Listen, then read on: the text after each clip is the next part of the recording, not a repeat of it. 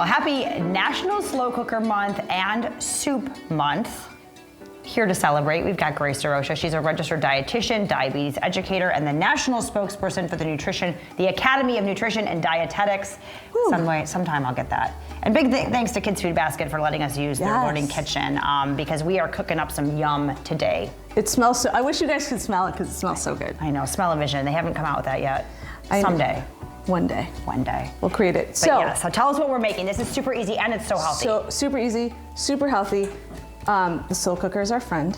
So the fun thing about a slow cooker is that it cooks lower and slower, but it gives you time then, right? Absolutely. You throw everything in and you let it go. Yeah. And I do want to point out that you use these bags, which are super helpful also for cleanup.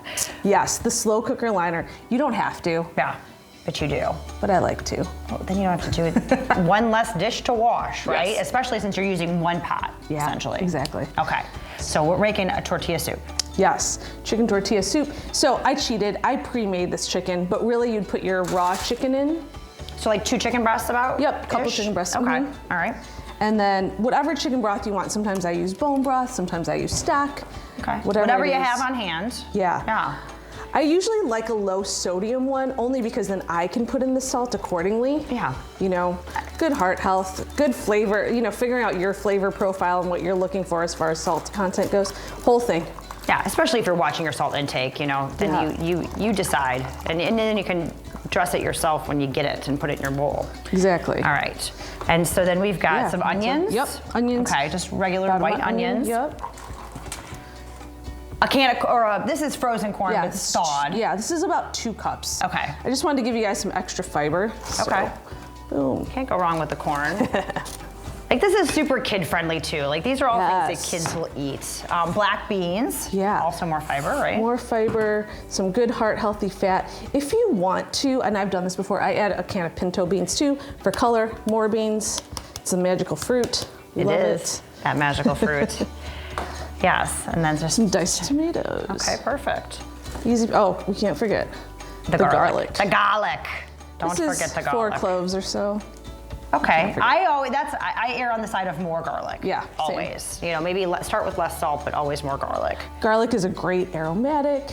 It's also good for your immune system. So we love garlic. Garlic's our friend. Boom. It is. It is. Okay, and then we'll talk about spices. Yeah.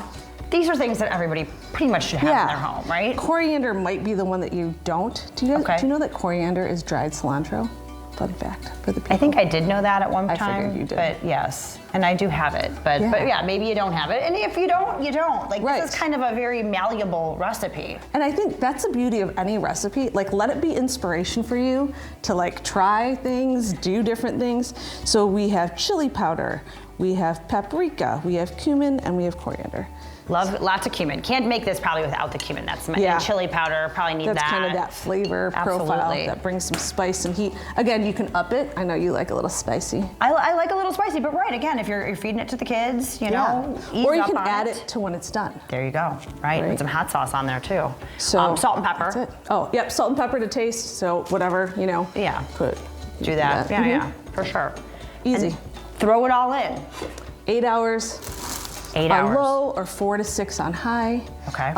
At the end, you shred your chicken. Yeah, so you pull the chicken out, shred it, throw it back in. Okay, and that's it. That's it. And then you know, you can use some avocado, throw some avocado on there. Yeah, I just added a little green onion and cilantro. You could throw in avocado, you can throw in a little cheese, maybe some Greek yogurt or sour cream, whatever you want. And I think too, like, I always think of soup during these winter months as like my salad of the cold. Right? Totally, right? It's hard to eat a salad when you're freezing. You know, you want something warm, you want something filling and hearty, and that's all your vegetables, your fiber. And I mean, if you wanted to add spinach, or you could add some, I mean, make it your own, have fun with it.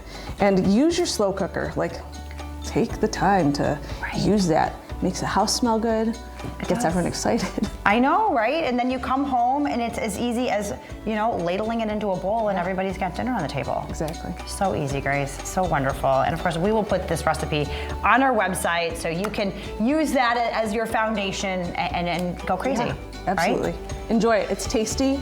delicious, nutritious, high fiber, lower in calories too for our New Year's resolutions. There you go. Celebrate Slow Cooker and Soup Month all at once. All right, thanks so much, Grace.